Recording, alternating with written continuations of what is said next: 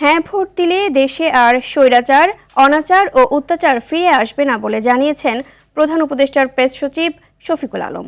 সকালে ঢাকার ধামরাই উপজেলার বাটুলিয়া এলাকায় বুচাই পাগলার মাজার পরিদর্শন শেষে সাংবাদিকদের সঙ্গে আলাপকালে তিনি এসব কথা বলেন। এ সময় তিনি আরও বলেন, সারা দেশে গণভোটে হ্যাঁ এর পক্ষে জনমতের জোয়ার দেখা যাচ্ছে। এই ভোটে নাগরিক অধিকার নিশ্চিত হওয়ার পাশাপাশি ন্যায়ভিত্তিক শাসন ব্যবস্থা প্রতিষ্ঠা হবে বলেও আশা প্রকাশ করেন শফিকুল আলম। স্থানীয় প্রশাসনিক কর্মকর্তারা এ সময় উপস্থিত ছিলেন।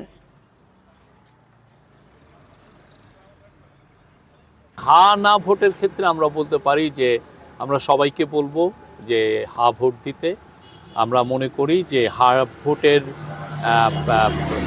অলরেডি সারা বাংলাদেশে আমরা একটা জোয়ার দেখছি হ্যাঁ ভোটের জন্য।